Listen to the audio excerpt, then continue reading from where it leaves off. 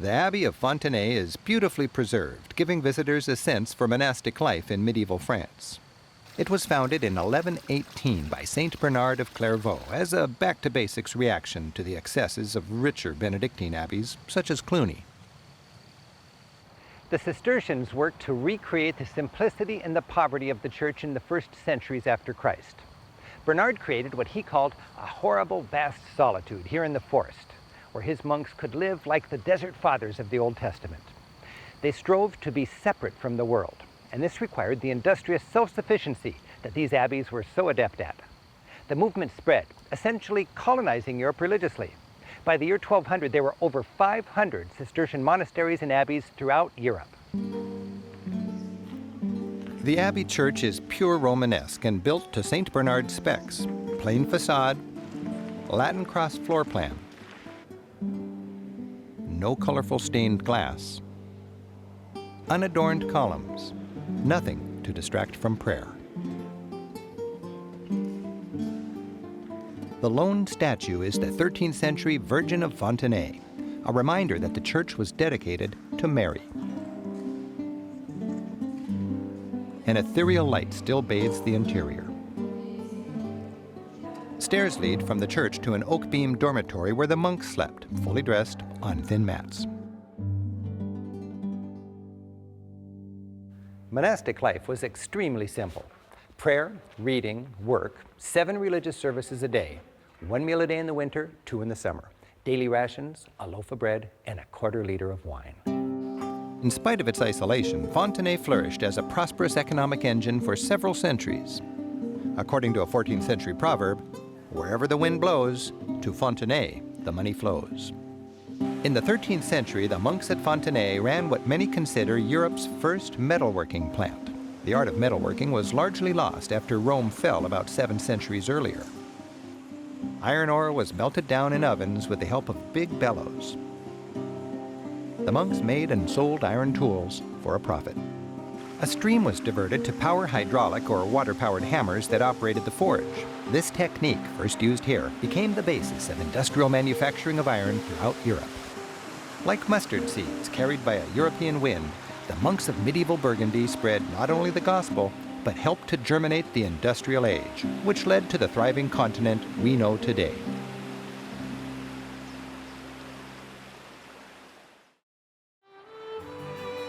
Another great side trip from Paris, marked by another glorious building, this one dedicated to God rather than some king or noble, is the city of Chartres. Here we see not the extravagance of rich elites, but the extravagance of medieval piety, a site which for centuries heartened the weary spirits of approaching pilgrims.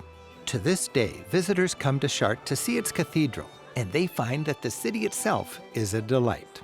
And wherever you are in Chartres, its massive cathedral seems to loom overhead.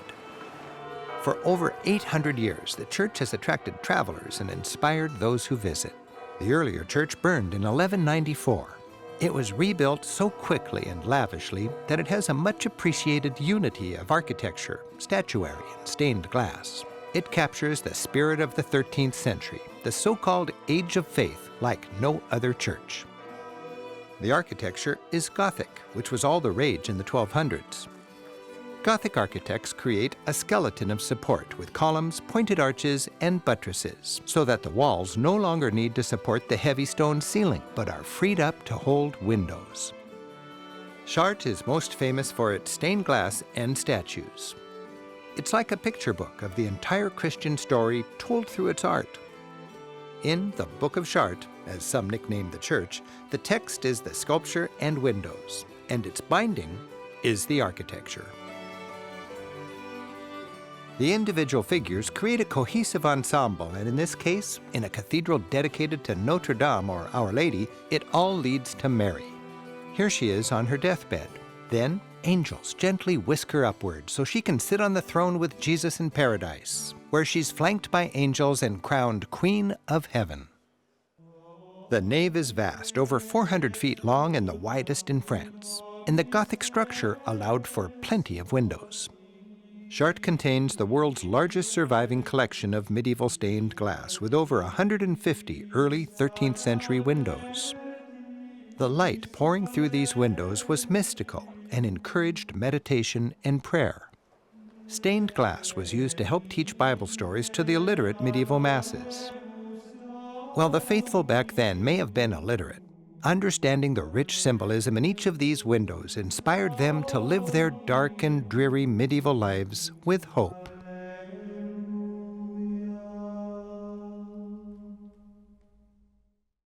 Mont Saint-Michel. For over 1,000 years, the silhouette of this island abbey has sent pilgrims' weary spirits soaring. Today, it does the same for tourists. Mont Saint-Michel, which through the ages has been among the top pilgrimage sites in all Christendom, floats like a mirage on the horizon. The vast Bay of Mont Saint-Michel, which turns into a mudflat at low tide, has long played a key role here. Since the 6th century, hermit monks have lived here in search of solitude.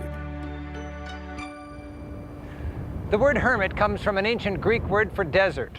The closest thing to a desert in this part of Europe was the sea. Imagine the desert this bay provided as that first monk climbed that rock, trying to get closer to God. The rock, capped by an abbey, was even more isolated by its mythic tides.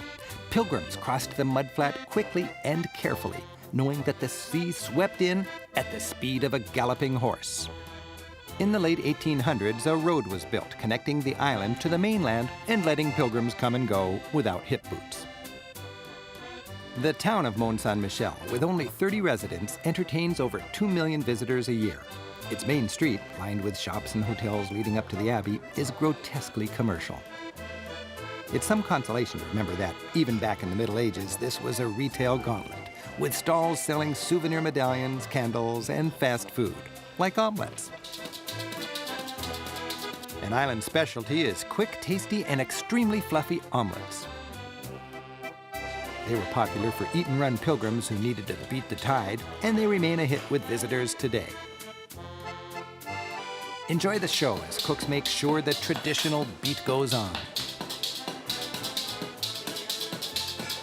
You can skirt those Main Street crowds and enjoy Mont Saint-Michel's fine 15th century fortifications by following the ramparts up to the abbey. These walls were built to defend against a new weapon, the cannon. Rather than tall, they were low to make a smaller target. While the English took all the rest of Normandy, they never conquered this well-fortified island. Because of its stubborn defense against the English through all those years, Mont Saint-Michel became a symbol of French national identity. As you climb the stairs to the abbey, imagine the pilgrims and monks who for centuries have climbed these same stone steps. Mont Saint-Michel has been a holy place since the year 708, when, according to legend, the Archangel Michael appeared to a local bishop in a vision and convinced him to build here. This was an immense building project evolving over many centuries. It was a marvel, a medieval skyscraper built upon a rock, crowned by a gilded statue of St. Michael. The bay stretches from Normandy to Brittany. The river marks the historic border between the two lands. Normandy and Brittany have long vied for Mont Saint-Michel. In fact, the river used to pass on the other side, making the abbey part of Brittany. Today, Mont Saint-Michel is just barely, but thoroughly part of Normandy. The centerpiece of this extraordinary abbey is its church. While it's mostly 11th century Romanesque with round arches and small windows, the apse behind the altar was built later. Its Gothic pointed arches and bigger windows fill the sanctuary with light. Sitting atop all this heavy construction, like a delicate flower, is the abbey's cloister. In this peaceful zone, which connected various rooms, monks would grow vegetables and medicinal herbs. They'd meditate and read the Bible. And for thoughtful travelers today, this abbey still inspires.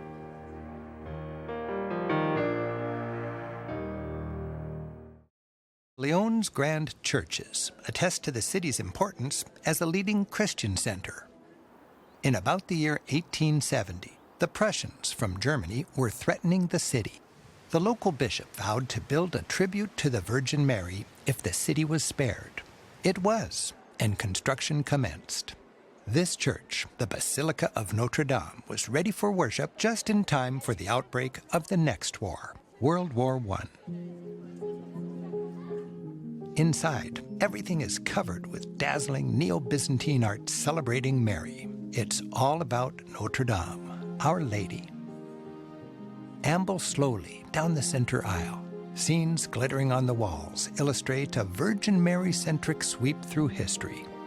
Church history on one side, French history on the other.